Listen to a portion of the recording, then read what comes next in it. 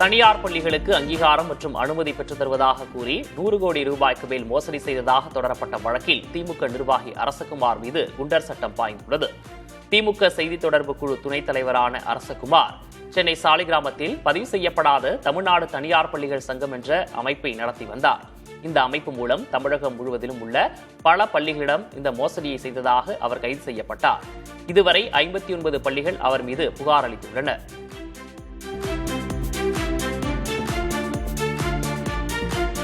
தமிழ்நாடு முழுவதும் 73,000 பேருக்கு புதிய மின்னணு குடும்ப அட்டைகள் வழங்கும் திட்டத்தை சென்னை பெரம்பூர் சர்மா நகரில் உள்ள நியாய விலைக் கடையில் முதல்வர் விஜய் தொடங்கி வைத்தார். பயனாளிகளுக்கு புதிய அட்டைகளை வழங்கிய அவர் ரேஷன் பொருட்களையும் நேரில் விநியோகித்து கடையில் ஆய்வு மேற்கொண்டார். இந்நிலையில் முதல்வர் கையால் குடும்ப அட்டை பெற்றது குறித்து பயனாளர்கள் மகிழ்ச்சி தெரிவித்தனர். சிஎம் கிட்ட வாங்கினது ரொம்ப சந்தோஷமா இருக்கு. 20 வருஷமா கார்டு இல்ல. அப்ளை பண்ண ரிஜெக்ட் ஆயிட்டே இருந்தது. இப்பதான் கிடைச்சிருக்கு. எனக்கு சொல்ல முடியல. எமோஷனல் ஆகுது. ரொம்ப சந்தோஷம். நான் அஸ்ஸலாமு அலைக்கும் சொன்னேன். வலைக்கும் சலாம் சொன்னாரு. மாஷா அல்லாஹ் அப்படினாரு. ரொம்ப சந்தோஷம். அவர் நல்லா இருக்கணும். இன்னும் அவர் தான் கண்டிப்பா வரணும். சார் சொல்ல முடியாத ஒரு ஹாப்பினா அது சிஎம் கையால வாங்கினதா நாங்க நினைச்சு கூட பார்க்கல. அவங்க எங்களுக்கு வந்து கொடுப்பாங்க அப்படின்றது. அவர் எங்களை மாதிரி ஒரு பர்சன் மாதிரி வந்தாங்க. அவர் எந்த ஒரு சிஎம்ன்ற ஒரு ஆட்டிடியூடோ இல்லாம எங்களை மாதிரி நார்மல் பர்சன் மாதிரி வந்து அவ்வளோ கேஷுவலா பேசி அவ்வளோ அழகா வந்து கொடுத்துட்டு போறாங்க சார். பாமக நிறுவனர் ராமதாஸை அவரது மகனும் கட்சியின் தலைவருமான அன்புமணி தைலாபுரம் இல்லத்தில் நேரில் சந்தித்து பேசினார். கடந்த ஓராண்டாக இருவருக்கும் இடையே மோதல் போக்கு நிலவி வந்த நிலையில் சில தினங்களுக்கு முன்பு ராமதாஸின் திருமண நாளை ஒட்டி நடந்த சந்திப்பில் விரிசல் முடிவுக்கு வந்தது. இந்நிலையில் வரும் 16ஆம் தேதி நடைபெறவுள்ள பாமகவின் 38வது ஆண்டு விழா கொண்டாட்டம், பாமகவின் நீண்டகால கோரிக்கையான 10.5% இடஒதுக்கீடு விவகாரம் உள்ளிட்டவை குறித்து இருவரும் சுமார் 45 நிமிடங்கள் ஆலோசனை நடத்தினர். கூடங்குளம் அணுமின் நிலையத்தில் புதிய வேலைவாய்ப்பு நியமனங்கள் தற்காலிகமாக நிறுத்தி வைக்கப்பட்டுள்ளன. நெல்லை எம்பி ராபர்ட் புரூஸ் டெல்லியில் அணுசக்தித்துறை தலைவர் அஜித்குமார் மொஹாந்தியை சந்தித்தார். அப்போது 1999ஆம் ஆண்டு முத்தரப்பு ஒப்பந்தத்தின்படி நிலம் வழங்கிய உள்ளூர் மக்களுக்கு கல்வி தகுதியின் அடிப்படையில் வேலை வழங்க வேண்டும் என வலியுறுத்தினார்.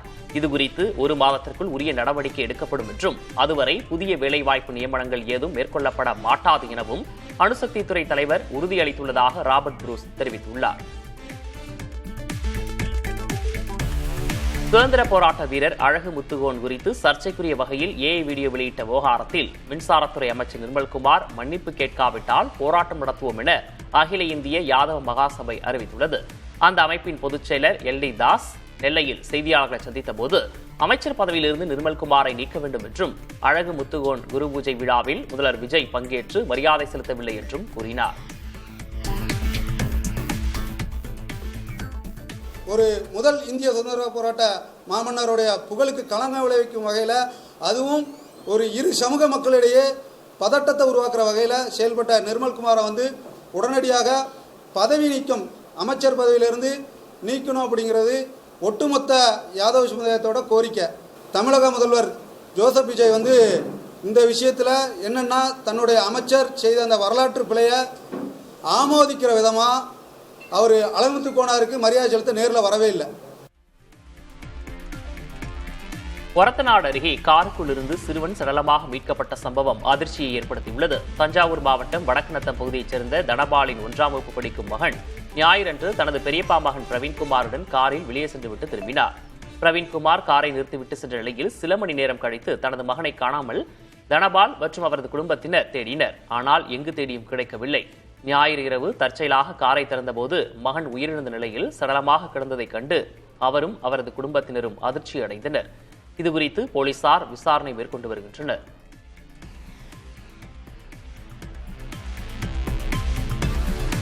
திருச்சியில் போதை ஊசி பழக்கத்தால் 3வதாக மேலும் ஒரு இளைஞர் உயிரிழந்திருப்பது மாவட்ட மக்களிடம் அதிர்ச்சியை ஏற்படுத்தியுள்ளது. திருச்சி கல்லங்காடு பகுதியைச் சேர்ந்த இளைஞர் ஒருவர் போதை பழக்கத்துக்கு அடிமையானதால் பள்ளி படிப்பை பாதிலேயே விட்டுவிட்டார். பெற்றோர் கண்டித்த போதும் அவர்களுக்கு தெரியாமல் அடிக்கடி போதை ஊசி செலுத்திக் கொள்ளும் பழக்கத்தை கொண்டிருந்ததாக தெரிகிறது. அண்மையில் போதையின் உச்சத்தில் மயங்கி விழுந்த அவரை உறவினர்கள் திருச்சி அரசு மருத்துவமனையில் சிகிச்சைக்காக சேர்த்தனர். அவர் ஏற்கனவே இறந்துவிட்டதாக மருத்துவர்கள் கூறினர். திருச்சி மாவட்டத்தில் கடந்த மாதத்தில் மட்டும் 2 உயிரிழந்துள்ளனர். நாமக்கல் மண்டலத்தில் முட்டை பண்ணை கொள்முதல் விலை தொடர்ந்து 4வது நாளாக உயர்ந்து புதிய உச்சத்தை எட்டியுள்ளது. ஒரு முட்டையின் பண்ணை கொள்முதல் விலை 5 காசுகள் உயர்ந்து ₹6.70 நிர்ணயிக்கப்பட்டுள்ளது. இதன் மூலம் கடந்த 4 நாட்களில் மட்டும் முட்டை விலை 20 காசுகள் உயர்ந்துள்ளது. கோழிப்பண்ணை வரலாற்றிலேயே அதிகபட்ச விலையாக ₹6.70 பதிவாகியுள்ளதாக பண்ணையாளர்கள் தெரிவித்துள்ளனர். உள்நாட்டு மற்றும் வெளி மாநிலங்களில் தேவை அதிகரித்துள்ளதால் விலை தொடர்ந்து உயர்ந்து வருவதாகவும் அவர்கள் கூறினர்.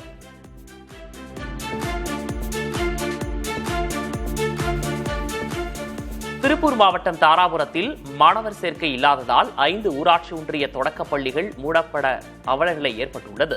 கல்வித்துறை அதிகாரிகளின் அலட்சியமே இதற்கு முக்கிய காரணம் என பொதுமக்கள் குற்றஞ்சாட்டியுள்ளனர். கிராமப்புற மக்கள் நகர்ப்புறங்களுக்கு குடியேறுவது மற்றும் அரசு பள்ளிகளின் கல்வித்தரம் குறித்த தவறான புரிதல்களாலும் இந்த நிலை ஏற்பட்டுள்ளதாக சமூக ஆர்வலர்கள் கவலை தெரிவித்துள்ளனர். மூடிய பள்ளிகளை திறந்து மாணவர் சேர்க்கையை துரிதப்படுத்த வேண்டும் என்பதே மக்களின் கோரிக்கையாக உள்ளது.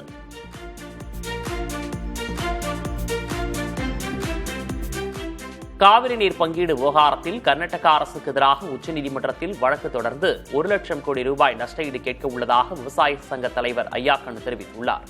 திருச்சியில் செய்தியாளர்களிடம் பேசிய அவர், கர்நாடகாவில் நல்ல மழை பெய்த போதும் அணைகளில் நீர் இல்லை என பொய் கூறி உச்சநீதிமன்ற உத்தரவை அம்மாநில அரசு மீறி வருவதாக குற்றம் சாட்டினார்.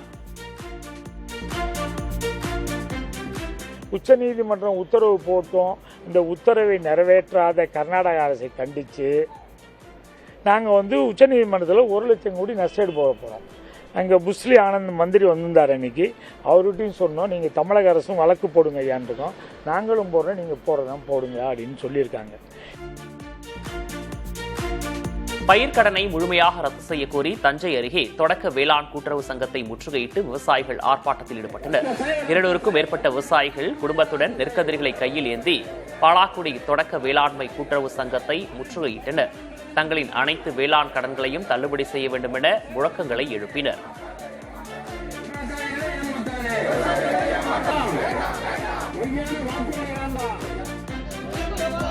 சேலம் மாவட்டம் கெங்கவள்ளி வட்டாட்சியர் அலுவலகத்தில் விவசாய தொழிலாளர் சங்கத்தினர் மனு கொடுக்கும் போராட்டத்தில் ஈடுபட்டனர். தம்மம்பட்டி, கொண்டையம்பள்ளி, மூலப்புதூர், ஒதியத்தூர், கங்கவள்ளி உள்ளிட்ட பகுதி மக்களுக்கு இலவச வீட்டுமனை வழங்க வேண்டும் உள்ளிட்ட கோரிக்கைகளை வலியுறுத்தி மனு அளித்தனர். விருதுநகர் ஆட்சியர் அலுவலகத்தில் நடைபெற்ற மக்கள் குறைதீர்க்கும் நாள் கூட்டத்தில் சாத்தூர் பகுதியைச் சேர்ந்த திருநங்கைகள் இலவச வீட்டுமனை பட்டா கோரி மனு அளித்தனர்.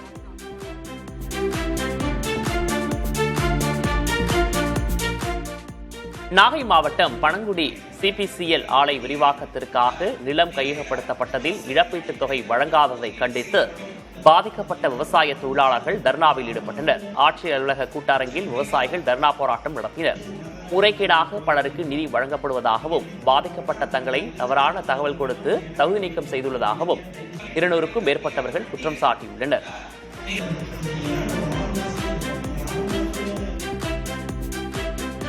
மறைந்த மூத்த எழுத்தாளர் பூமணியின் உடல் அரசு மரியாதையுடன் நல்லடக்கம் செய்யப்படும் என்ற தமிழ்நாடு அரசின் அறிவிப்புக்கு அவரது மகன் நன்றி தெரிவித்துள்ளார்.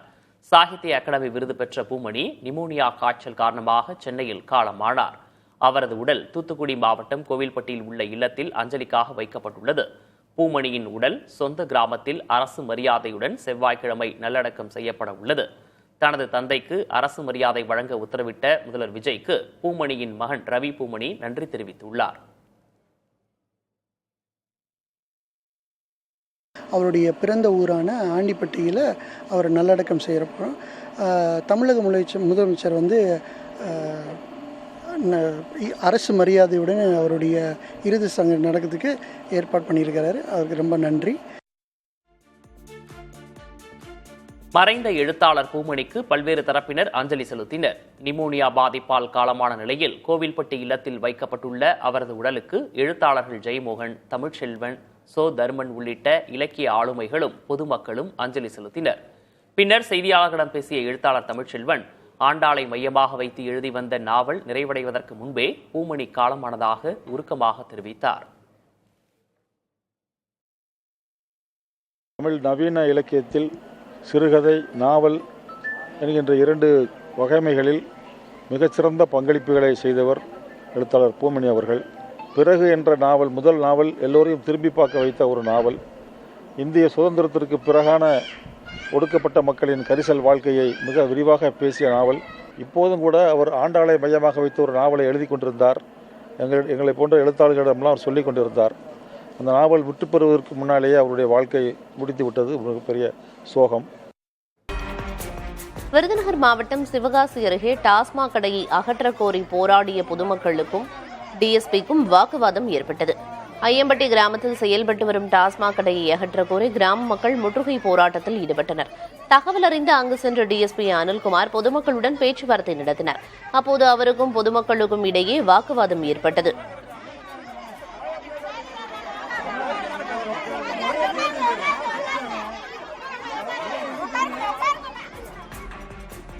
திருப்பத்தூர் மாவட்டம் ஆம்பூர் அடுத்த ராளகுளத்தூர் பகுதியில் அங்கன்வாடி மைய கட்டடம் பாதியிலேயே கைவிடப்பட்டதாக குற்றச்சாட்டு எழுந்துள்ளது. இதனால் வனக்குழு படிப்பக கட்டடத்தின் வெளியே குழந்தைகளை அமர வைத்து பாடம் சொல்லித்தரும் அவலம் நீடிக்கிறது. அதிகாரிகளின் அலட்சியமே இதற்கு காரணம் என பொதுமக்கள் குற்றம் சாட்டும் நிலையில் இன்னும் 15 நாட்களுக்குள் பணிகள் முடித்து பயன்பாட்டிற்கு கொண்டுவரப்படும் என அதிகாரிகள் தெரிவித்துள்ளனர். தமிழகத்தின் 5 தொகுதி இடைத்தேர்தலுக்கு சென்னை உயர்நீதிமன்றம் விதித்த தடைக்கு எதிரான விவகாரத்தில் மனுதாரர் வெங்கடாச்சலபதி உச்சநீதிமன்றத்தில் கேவியட் மனு தாக்கல் செய்துள்ளார். அதில் இந்த தடைக்கு எதிராக தமிழக அரசோ தமிழக வெற்றிக் கழகம் தரப்போ மேல்முறையீடு செய்ய வாய்ப்புள்ளதால் தன் தரப்பு வாதத்தை கேட்காமல் எந்த ஒரு இடைக்கால உத்தரவும் பிறப்பிக்கக்கூடாது என மனுதாரர் வலியுறுத்தியுள்ளார். தாவேக எம்எல்ஏக்கள் பேர விவகாரத்தில் முன்னாள் அமைச்சர் செந்தில் பாலாஜியும் அவரது சகோதரர் அசோக்குமாரும் விசாரணை அதிகாரி முன்பு ஆஜராகவில்லை. உயர்நீதிமன்றம் நிபந்தனை முன்ஜாமீன் வழங்கிய நிலையில் கடந்த 9ஆம் தேதி முதல் இருவரும் ஆஜராகாமல் உள்ளனர். இதுகுறித்து காவல்துறை தரப்பில் தற்பொழுது விளக்கம் அளிக்கப்பட்டுள்ளது. நீதிமன்றத்தில் இன்னும் பிணை உத்தரவாதங்கள் சமர்ப்பிக்கப்படவில்லை என்றும் அதற்கான கால அவகாசம் உள்ளதால் அதை சமர்ப்பித்த பின்னரே அவர்கள் தினந்தோறும் இருவேளை ஆஜராகி கையெழுத்திடுவார்கள் எனவும் காவல்துறை தெரிவித்துள்ளது. அரக்கோணம் சேலம் இடையேயான மெமு ரயில் சேவை மறு அறிவிப்பு வரும் வரை ரத்து செய்யப்படுவதாக தெற்கு ரயில்வே தெரிவித்துள்ளது. இதன்படி காலை 5:15 மணிக்கு புறப்படும் அரக்கோணம் சேலம் ரயிலும் மதியம் 3:30 மணிக்கு புறப்படும் சேலம் அரக்கோணம் மெமு ரயில் சேவையும் ரத்து செய்யப்படுவதாக தெரிவிக்கப்பட்டுள்ளது.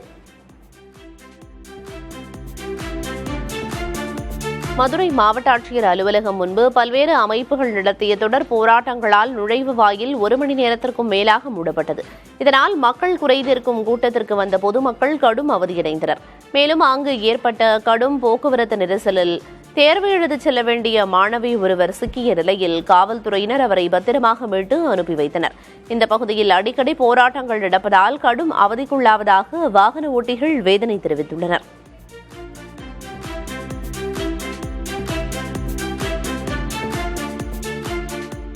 திண்டுக்கல் மாவட்டம் வத்தலகுண்டு அருகே ஏற்கனவே மூடப்பட்ட டாஸ்மாக் கடையை மீண்டும் திறக்கக்கூடாது என வலியுறுத்தி சந்தையூர் மற்றும் தாதப்பட்டி கிராமங்களைச் சேர்ந்த பெண்கள் மாவட்ட ஆட்சியர் அலுவலகத்தில் மனு அளித்துள்ளனர். காமாட்சிபுரத்தில் மூடப்பட்ட டாஸ்மாக் கடையை தற்போது ஜெகநாதன் என்பவரின் வீட்டில் மீண்டும் திறக்க முயல்வதாக மக்கள் குற்றம் சாட்டியுள்ளனர். கடையை திறந்தால் அனைவரும் ஒன்றிணைந்து சாலை மறியல் போராட்டத்தில் ஈடுபடுவோம் என்று பொதுமக்கள் எச்சரித்துள்ளனர். சென்னை விமான நிலையத்தில் வெளிநாட்டிலிருந்து கடத்தி வரப்பட்ட 4.7 கோடி ரூபாய் மதிப்புள்ள ஹைட்ரோபோனிக் கஞ்சா பறிமுதல் செய்யப்பட்டது. மலேசியாவின் கோலாலம்பூரிலிருந்து சென்னை வந்த தனியார் விமான பயணிகளின் உடைமைகளை அதிகாரிகள் சோதனை செய்தனர். அப்போது கேரளாவைச் சேர்ந்த பயணியின் பெட்டியில் 4.7 கிலோ உயர் ரக ஹைட்ரோபோனிக் கஞ்சா இருப்பது தெரியவந்தது. இதையடுத்து ஹைட்ரோபோனிக் கஞ்சாவை பறிமுதல் செய்த அதிகாரிகள் கேரள பயணியை கைது செய்தனர். கிருஷ்ணகிரி அருகே சுங்கச்சாவடி ஊழியர்கள் கடத்தல் வழக்கில் 4 சிறார் உட்பட 5 பேர் கைது செய்யப்பட்டுள்ளனர். ஞாயிறன்று மாத்தூர் சுங்கச்சாவடியில் சில வாகனங்களை கட்டணம் செலுத்தாமல் அனுமதிக்க கோரி சிலர் சுங்கச்சாவடி ஊழியர்களிடம் வாக்குவாதத்தில் ஈடுபட்டுள்ளனர். மேலும் அக்கும்பல் சுங்கச்சாவடி ஊழியர்களை தாக்கியதோடு அவர்களை கடத்திச் சென்றுள்ளனர். தகவல் அறிந்த காவல்துறையினர் நடத்திய தீவிர சோதனைக்கு பிறகு சுங்கச்சாவடி ஊழியர்கள் இருவரும் மீட்கப்பட்டனர். இதில் தொடர்புடைய சக்திவேல் என்பவரையும் 4 சிறுவர்களையும் கைது செய்தனர். தலைமறைவான சிலரை காவல்துறையினர் தேடி வருகின்றனர். கடலூர் மாவட்டம் காடாம்புலியூர் சமத்துவபுரத்தைச் சேர்ந்த நாடோடி பழங்குடியின மக்கள் சுடுகாட்டுக்கு எதிர்ப்பு தெரிவித்து மாவட்ட ஆட்சியர் அலுவலகத்தில் மனு அளித்துள்ளனர். தங்கள் குடியிருப்புக்கு அருகிலேயே சுடுகாடு அமைந்துள்ளதால் துர்நாற்றம் மற்றும் புகையால் வீடுகளில் வசிக்க முடியாமல் தவிப்பதாக அவர்கள் வேதனை தெரிவித்துள்ளனர். தங்களுக்கு மாற்று இடம் வழங்க வேண்டும் அல்லது புகை வராதவாறு சுற்றுச்சுவர் அமைத்து தர வேண்டும் என அவர்கள் கோரிக்கை விடுத்துள்ளனர். இதுகுறித்து விசாரித்து உரிய நடவடிக்கை எடுக்கப்படும் என மாவட்ட நிர்வாகம் உறுதியளித்துள்ளது. கரூர் ஜவஹர் பஜாரில் பயனற்ற நினைவு சின்னமாக இருந்த மணிக்கூண்டு தற்போது சீரமைக்கப்பட்டு புதுப்பொலிவு பெற்றுள்ளது. 1962ஆம் ஆண்டு ஜவஹர் பஜாரில் மணிக்கூண்டு ஒன்று நகராட்சி சார்பில் அமைக்கப்பட்டது. கால ஓட்டத்தில் இந்த மணிக்கூண்டு பராமரிப்பு இல்லாமல் கவனிக்கப்படாத நினைவு சின்னமாக மாறியது. இந்நிலையில் ரவுண்ட் டேபிள் அமைப்பினர் இந்த மணிக்கூண்டு கட்டட அமைப்பை புதுப்பித்து கடிகாரத்தையும் செயல்பட வைத்துள்ளனர். மதுரை மாவட்டத்தில் சேரும் மருத்துவ கழிவுகளால் சுகாதார சீர்கேடுகள் ஏற்படுவதாக புகார்கள் எழுந்துள்ளன. நாள்தோறும் சேரும் சுமார் 4.5 டன் மருத்துவ கழிவுகளை பாதுகாப்பாக அகற்ற போதிய வசதிகள் இல்லை என மகபூபாளையத்தைச் சேர்ந்த மருத்துவர் சர்மேஷ் கான் கூறியுள்ளார். இது தொடர்பாக மாவட்ட ஆட்சியரிடம் அவர் மனு ஒன்றையும் அளித்துள்ளார். மதுரையில் நிரந்தர மருத்துவ கழிவு சுத்திகரிப்பு நிலையம் அமைக்கவும் விதிமுறை மீறும் நிறுவனங்கள் மீது சட்ட நடவடிக்கை எடுக்கவும் வலியுறுத்தியுள்ளார். பெரம்பலூர் மாவட்டம் குன்னம் அருகே லஞ்சம் கேட்டதாக வருவாய் ஆய்வாளர் மீது குற்றம் சாட்டப்பட்டுள்ளது. திருமண உதவித்தொகை விண்ணப்பம் தொடர்பாக விசாரிக்க சென்றவர்களிடம் கீழப்புலியூர் குறுவட்ட வருவாய் ஆய்வாளர் ருஸ்வானா பேகம் லஞ்சம் கேட்டதாகவும் அதிகார தோரணையில் பேசியதாகவும் கூறப்படுகிறது. இதனால் ஆத்திரமடைந்த மக்கள் அவரின் காரை வழிமறித்து கடும் வாக்குவாதத்தில் ஈடுபட்டனர். அப்போது வருவாய் ஆய்வாளர் தனக்கு மயக்கம் ஏற்பட்டுவிட்டதாக கூறி கீழே விழுந்த நிலையில் புகார் அளித்த ஐயாக்கண்ணு என்பவரும் காரின் முன்பு படுத்துக் கொண்டதால் அப்பகுதியில் பெரும் பரபரப்பு ஏற்பட்டது.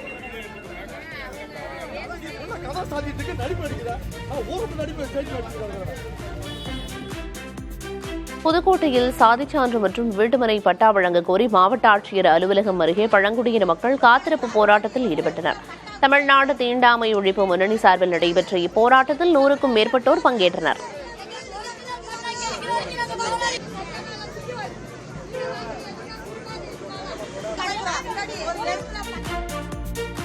சிவகங்கை மாவட்டம் திருப்பத்தூர் அரசு மருத்துவமனையில் உள்ள பிரசவ வார்டு கட்டடம் சேதமடைந்து பயன்படுத்த முடியாத நிலையில் உள்ளதாக குற்றச்சாட்டு எழுந்துள்ளது. கடந்த 2 மாதங்களாக இங்கு ஒரு பிரசவம் கூட நடைபெறாததால் அவசர காலங்களில் கர்ப்பிணிகள் 25 கிலோமீட்டர் தூரத்தில் உள்ள வெளியூர் மருத்துவமனைகளுக்கு செல்ல வேண்டிய அவலம் ஏற்பட்டுள்ளது. இது தொடர்பாக திருப்பத்தூர் அரசு மருத்துவமனை தலைமை மருத்துவர் ஆமீனாவை தொடர்பு கொண்டு கேட்டபோது விரைவில் மகப்பேறு பிரிவு கட்டடம் புதுப்பிக்கப்படும் என உறுதியளித்தார். ஜம்மு காஷ்மீரில் பிரிவினைவாதிகளை போற்றும் வகையில் புத்தகங்களை அச்சிட்டு விநியோகித்ததாக 3 பதிப்பாளர்கள் கைது செய்யப்பட்டு போலீஸ் காவலில் வைக்கப்பட்டுள்ளனர். பிரிவினைவாதிகள் மற்றும் பயங்கரவாதிகளை பெருமைப்படுத்தும் வகையிலான உள்ளடக்கங்களை கொண்ட புத்தகங்களை விநியோகித்த வழக்கில் கைது செய்யப்பட்ட 3 பதிப்பாளர்களையும் 10 நாட்கள் போலீஸ் காவலில் எடுத்து விசாரிக்க ஜம்மு நீதிமன்றம் அனுமதி அளித்துள்ளது. ஜம்முவைச் சேர்ந்த ஓபராய் புக் சர்வீஸ் நிறுவனத்தின் இந்தர்பால் சிங் மற்றும் நொய்டாவைச் சேர்ந்த டாமினன்ட் பப்ளிஷர்ஸ் நிறுவனத்தின் அமர்தீப் சிங், கிரிஷ் அரோரா ஆகிய 3 பதிப்பாளர்கள் கடந்த ஞாயிற்றுக்கிழமை ஜம்மு காஷ்மீர் போலீசாரின் சிறப்பு பிரிவினரால் கைது செய்யப்பட்டனர்.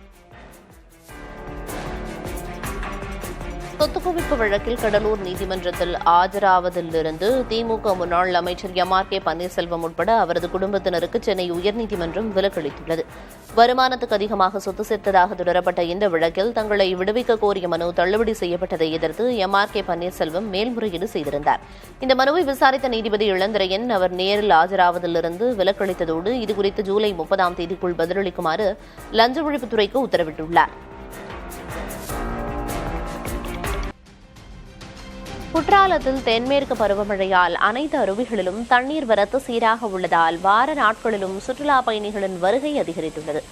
பிரதான அருவி, ஐந்தருவி, பழைய குற்றாலம், சிற்றருவி மற்றும் புலியருவி உள்ளிட்ட அனைத்து அருவிகளிலும் சுற்றுலா பயணிகள் நீண்ட வரிசையில் காத்திருந்து குளித்து மகிழ்ந்தனர்.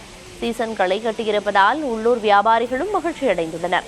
சுற்றுலா பயணிகளின் பாதுகாப்பு மற்றும் போக்குவரத்து நெரிசலை கட்டுப்படுத்த காவல்துறையினர் தீவிர கண்காணிப்பில் ஈடுபட்டுள்ளனர். ஆனி மாத அமாவாசையொட்டி மேல்மலையனூர் அங்காளம்மன் கோயிலில் சிறப்பு வழிபாடுகள் நடைபெற்றன. உற்சவர் அங்காளம்மன் ஸ்ரீ லலிதா திரிபுர சுந்தரி அலங்காரத்தில் பக்தர்களுக்கு அருள் பாலித்தார். ஏராளமான பக்தர்கள் நீண்ட வரிசையில் காத்திருந்து தரிசனம் செய்தனர்.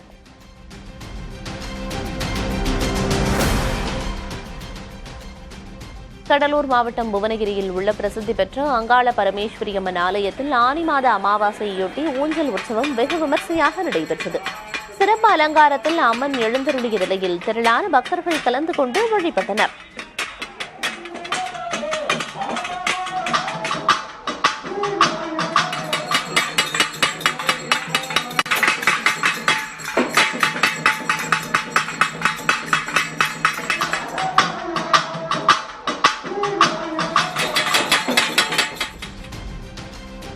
ஆண்டிப்பட்டி மார்க்கெட்டில் கொத்தமல்லி விலை பாதிக்கும் கீழ் குறைந்து 1 கிலோ 35 ரூபாய் முதல் 45 ரூபாய் வரை மட்டுமே ஏலம் போகிறது. கடந்த 3 நாட்களுக்கு முன்பு கிலோ 100 ரூபாய்க்கு மேல் விற்ற நிலையில் விசேஷ நாட்கள் இல்லாததால் தேவை குறைந்து விலை வீழ்ச்சியடைந்துள்ளது.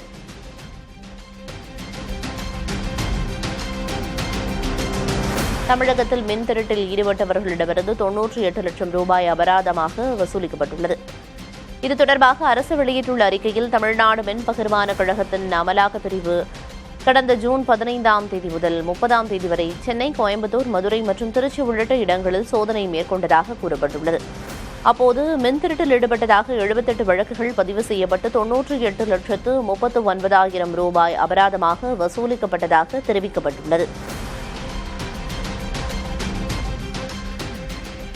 சென்னை புழல் அருகே புதை சாக்கடை திட்ட பணியின் போது இரும்பு தகடு விழுந்து உயிரிழந்த சிறுவனின் குடும்பத்தினருக்கு சிறுபான்மையினர் நலத்துறை அமைச்சர் ஷாஜஹான் ஆறுதல் கூறினார்.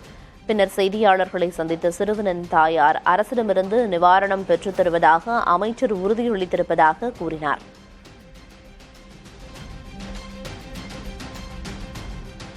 பழத்தே இல்லாம இருந்து பெத்த புள்ள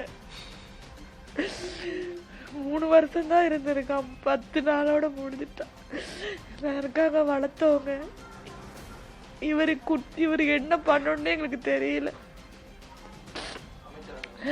அமைச்சர் அவர் இனிமே நடவடிக்கை எடுக்கப்படும், உயிர் நிவாரணம் வாங்கிட்டாரோம், உங்களுக்கு கேட்குற மாதிரி ஒரு வேலையா இருக்காச்சு இது பண்றோம், கண்டிப்பா சிஎம் கவனத்துக்கு தெரியப்படுத்துவேன்னு சொல்லிட்டு மனு வாங்கிட்டு போயிருக்காங்க. அமைச்சருக்கும் மனு கொடுத்துருக்கோம், சிஎம் சாருக்கும் மனு கொடுத்துருக்கோம். இது அவங்க கிட்ட போவோம்னு நம்புறேன். நெல்லை மாவட்டம் நாஞ்சல் நாட்டான் சுடலைவாட சுவாமி கோயில் வளாகத்திற்குள் இரவு நேரத்தில் கரடி நுழைந்த சம்பவம் பரபரப்பை ஏற்படுத்தியுள்ளது. இந்த காட்சிகள் சிசிடிவியில் பதிவாகி சமூக வலைதளங்களில் பரவி வருகின்றன. கோவில் கொடை விழாவையொட்டி பக்தர்கள் உறங்கிக் கொண்டிருந்த போது கரடி வளாகத்திற்குள் நுழைந்ததாக கூறப்படுகிறது. சத்தம் கேட்டு பக்தர்கள் விழித்தெழுந்ததை தொடர்ந்து கரடி வனப்பகுதிக்குள் தப்பிச் சென்றது.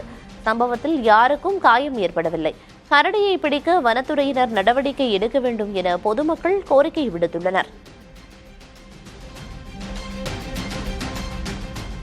ஆஷாட நவராத்திரி விழாவை முன்னிட்டு உலக புகழ்பெற்ற தஞ்சாவூர் பெரிய கோயிலில் உள்ள மகாவாராகி அம்மனுக்கு ஜாங்கிரி, மைசூர் பாகு, லட்டு, சந்திரகரா உள்ளிட்ட பல வகையான இனிப்புகள் கொண்டு சிறப்பு அலங்காரம் செய்யப்பட்டு மகா தீபாராதனை காண்பிக்கப்பட்டது. மகாவாராகி அம்மனுக்கு மட்டுமே பிரத்யேகமாக நடைபெறும் இந்த 10 நாள் ஆஷாட நவராத்திரி விழா தொடங்கியது. இந்த இனிப்பு அலங்கார வழிபாட்டில் ஏராளமான பக்தர்கள் கலந்து கொண்டு அம்மனை தரிசித்தனர்.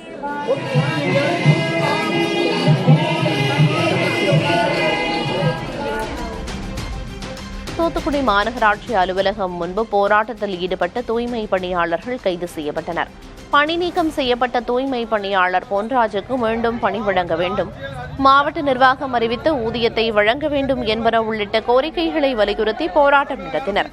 பேச்சுவார்த்தை தோல்வியடைந்ததால் போராட்டத்தில் ஈடுபட்டவர்களை காவல்துறையினர் கைது செய்தனர்.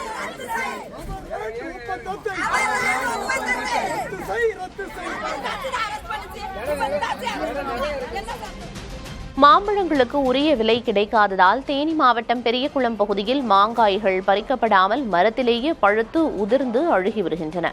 பெரியகுளம் பகுதியில் 40,000க்கும் அதிகமான ஏக்கரில் மா விவசாயம் மேற்கொள்ளப்பட்டுள்ளது. இந்த ஆண்டு மாம்பழங்களுக்கு உரிய விலை கிடைக்காததால் விவசாயிகள் மாங்காய்களை பறிக்காமல் மரத்திலேயே விட்டுவிட்டனர். இதனால் மாங்காய்கள் மரத்திலேயே பழுத்து கீழே உதிர்ந்து அழுகி வருகின்றன. இப்பகுதியில் மாம்பழக்கூழ் தொழிற்சாலை வந்தால் மட்டுமே இதுபோன்ற பாதிப்புகளிலிருந்து மீள முடியும் என மா விவசாயிகள் தெரிவித்தனர்.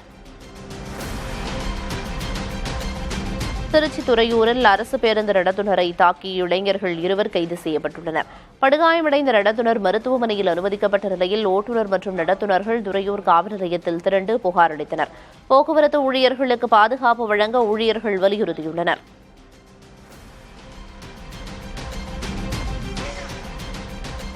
திருவள்ளூர் அருகே சிறுமியை காதலிப்பதாக கூறி 15 லட்சம் ரூபாய் மதிப்புள்ள தங்கம் மற்றும் பணத்தை மோசடி செய்த இளைஞர் கைது செய்யப்பட்டார். திருப்பதியில் தலைமறைவாக இருந்த ஜெயகிருஷ்ணா என்பவரை தனிப்படை காவல்துறையினர் கைது செய்து சிறையில் அடைத்ததோடு அவரிடமிருந்து 4.5 சவரன் நகையையும் பறிமுதல் செய்தனர்.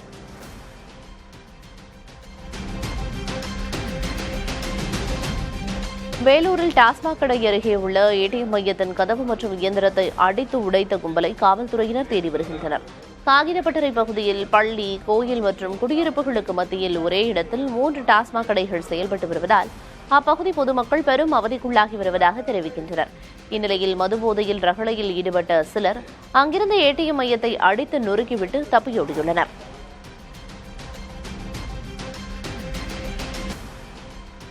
தேனி மாவட்டம் பெரியகுளம் அருகே நோய் தாக்குதலால் கருகிய நெற்பயிர்களுக்கு அரசு நிவாரணம் வழங்க விவசாயிகள் கோரிக்கை விடுத்துள்ளனர். தாமரைக்குளம் கண்மாய் பாசன விவசாயிகள் கிணற்று நீரை பயன்படுத்தி நெல் நடவு செய்தனர். இந்நிலையில் நோய் தாக்குதலால் நெற்பயிர்கள் பாதிக்கப்பட்டு முற்றிலும் சேதமடைந்துள்ளதாக விவசாயிகள் தெரிவிக்கின்றனர்.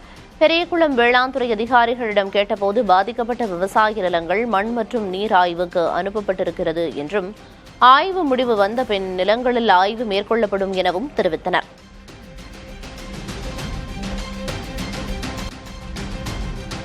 திருவள்ளூர் மாவட்டம் பழவேற்காட்டில் பட்ட பகலில் வீடு புகுந்து பெண்ணை கொலை செய்து 15 சவரன் நகைகளை கொள்ளையடித்த நபர்களை காவல்துறையினர் தேடி வருகின்றனர். பழவேற்காடு பழைய பேருந்து நிலையம் அருகே மளிகை கடை நடத்தி வருபவர் ராதாகிருஷ்ணன். இவரது மனைவி வனஜா வீட்டில் மாவு விற்பனை செய்து வந்தார். இந்நிலையில் அவர் கழுத்தில் கத்தியால் குத்தி கொலை செய்யப்பட்டு சடலமாக கிடந்ததாக கூறப்படுகிறது. வனஜா வீட்டில் தனியாக இருப்பதை நோட்டமிட்ட கும்பல் இக்கொடூர செயலில் ஈடுபட்டது விசாரணையில் தெரியவந்துள்ளது. சேலம் மாவட்டம் ஏற்காட்டில் சிதிலமடைந்த சாலையை சீரமைக்க வலியுறுத்தி கிராம மக்கள் சாலை மறியலில் ஈடுபட்டனர். சாலையை சீரமைக்க வலியுறுத்தி கடந்த 8 ஆண்டுகளாக கோரிக்கை விடுத்தும் நடவடிக்கை எடுக்கப்படவில்லை என மக்கள் குற்றம் சாட்டுகின்றனர். இப்பிரச்சினைக்கு உடனடியாக தீர்வு கிடைக்காவிட்டால் தொடர் போராட்டங்களில் ஈடுபடப் போவதாகவும் எச்சரிக்கை விடுத்துள்ளனர்.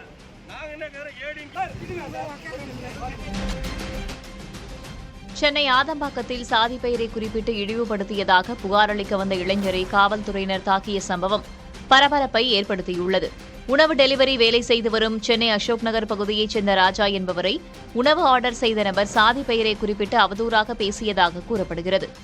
இதுகுறித்து புகார் அளிக்க ஆதம்பாக்கம் காவல் நிலையத்திற்கு சென்ற இளைஞரை காவல் ஆய்வாளர் வீராசாமி தாக்கியதாக தெரிகிறது. இந்த தாக்குதலை கண்டித்து மாணவர் சங்கத்தினர் காவல் நிலையத்தை முற்றுகையிட்டு போராட்டத்தில் ஈடுபட்டதால் பரபரப்பு ஏற்பட்டது. என் பேர் கேட்டாங்க, ராஜான்னு சொன்னேன். ராஜான்னு சொன்னதுக்கு உன் பேர் அது இல்லை, உங்கள் அம்மா கிட்ட போய் கேளு உன் பேர் என்னன்னு அப்படின்ட்டு சொன்னேன். இந்த வார்த்தை குறிப்பிட்டு பேசுகிறானா? ராஜா பேசுறதுக்கு தகுதி இல்லை. ராஜான்ற இவர் பேர் வச்சுக்கிறதுக்கு தகுதி இல்லை. நீலாம் ராஜாவா இருக்க முடியாதுன்னு சொல்லியிருக்கிறேன். அதனால கம்ப்ளைண்ட் கொடுக்க வந்து எங்களை அடிச்சிட்டாங்க போலீஸ் ஸ்டேஷனில். எஸ்ஐ போலீஸ் ஸ்டேஷனில் எங்களை அடிச்சிட்டாங்க.